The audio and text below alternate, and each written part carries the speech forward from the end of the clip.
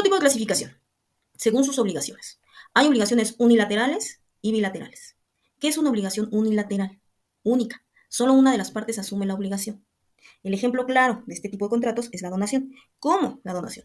Si yo estoy recibiendo esa parte del bien, yo no estoy dando dinero, yo solo estoy recibiendo el bien. Entonces esa donación solamente se compromete una de las partes, la otra es la beneficiaria. Una obligación bilateral, ambas partes asumen obligaciones. En cambio, los contratos bilaterales, ambas partes asumen obligaciones. En estos contratos se pueden clasificar a los contratos de compra-venta y a los contratos de arrendamiento. ¿Cuáles son las obligaciones o contraprestaciones que tienen ambas partes en los contratos de compra-venta? Bueno, yo entregar la cosa y la otra parte entregar un precio cierto y en dinero. En el arrendamiento sería igual, entregar el uso o goce del inmueble o lo que vamos a rentar, ya sea un objeto, y tú vas a pagar un precio cierto y en dinero por esa renta, ¿no? O por ese uso o goce. Ahora hay otra clasificación según su estructura del contrato. Tenemos la simple y la compleja. La simple es que no hay cláusulas especiales, es decir, es un contrato básico, por ejemplo, el de compraventa, que ya tenemos el objeto cierto, que está en el comercio, tenemos su valor, su precio, su forma de pago, y las cláusulas son claras, precisas y no hay mayor problema.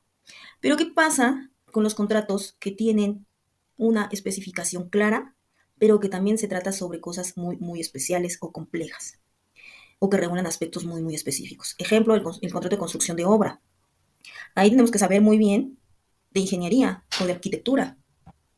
Otro tipo de contrato complejo sería el de obra o de financiamiento. En este caso, pues tendremos que saber de derecho bursátil o bancario o qué tipo de financiamiento.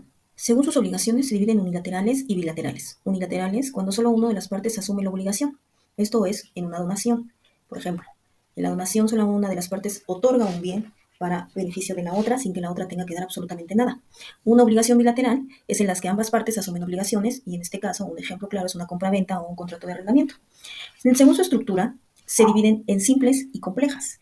En los contratos simples son sus cláusulas muy, como su nombre lo indica, simples, sin cláusulas especiales, únicamente se señala el objeto, por ejemplo, en el caso de la compraventa, el monto a pagar, que sea un objeto del comercio y las cláusulas de evicción, saneamiento y nada más. En cambio, la estructura compleja habla de unas cláusulas que tengan que tener especificaciones sobre alguna materia o expertise o que regulan aspectos específicos. Un claro ejemplo de ello sería un contrato de construcción de obra o un contrato de financiamiento. Obviamente en el de construcción de obra pues necesitamos saber de materiales, de tiempo de entrega, qué es lo que va primero dentro de esa obra. En el de financiamiento pues también de derecho bursátil, qué tipo de financiamiento se va a otorgar, cómo sería la amortización de ese financiamiento. Entonces ahí sí necesitamos cuestiones muy específicas y que sí tendrían que tener una complejidad o un conocimiento más profundo de lo que se trata de contemplar en estos contratos, ¿sale?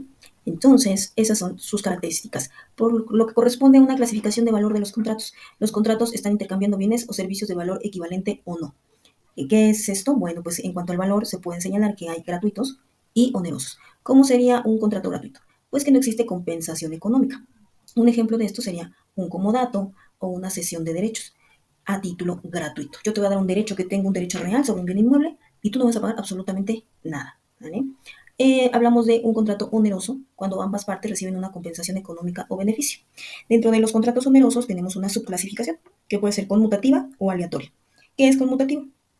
Que hay condiciones ciertas. Por ejemplo, una compra-venta. Ahí sabemos que vamos a pagar un precio cierto y en dinero y que la otra parte va a recibir un bien inmueble cuyo valor es el equivalente a lo que estamos pagando.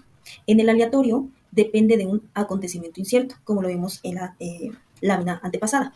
Depende del acontecimiento incierto. Por ejemplo, un contrato de seguro. Ambas partes están realizando un contrato oneroso. Sin embargo, el fin de ese contrato o la culminación de ese contrato es aleatoria. Yo estoy pagando un seguro de vida, como lo puse en el ejemplo pasado, y estoy pagando un precio cierto y en dinero. La contraparte me está dando una póliza de seguro, la cual me garantiza que en el caso que entre en el supuesto que me señala dicho contrato, esta contraparte va a asumir los gastos, porque yo le estoy pagando para que ella responda por mí. ¿Ok? Perfecto. Ahora, en cuanto a su forma, los contratos se pueden clasificar en nominados o típicos o innominados y atípicos. De cualquiera de las dos formas se le conoce. ¿Cuáles son los nominados o típicos? Son todos aquellos contratos que están contemplados en la ley, ya sea ley civil, mercantil, bursátil, de seguros. Cada código, cada ley va a tener ciertos contratos específicos de la materia. ¿De qué se trata? ¿Cuáles son los innominados o atípicos? Aquellos que no están contemplados en la ley o que son innovadores. Por ejemplo, Antes de que existiera Internet, que existiera inteligencia artificial y que existieran las plataformas digitales, pues no teníamos ningún contrato que contemplara toda esta situación, sino que fue innovando la tecnología y entonces el derecho se tiene que ajustar a estas nuevas reglas sociales. Y entonces en un principio todos los contratos que existían de manera digital pues eran inominados o atípicos, ¿no? Y todavía pueden existir algunos contratos que no contempla la ley y que se dan por este tipo de transacciones de marketing, de inteligencia artificial, de pago de servicios, de pago de streaming o de plataformas. Entonces todos estos contratos pues van innovando y claro que la ley pues se tiene que ir ajustando a estas innovaciones. Pero eso sería un ejemplo de un inominado o atípico.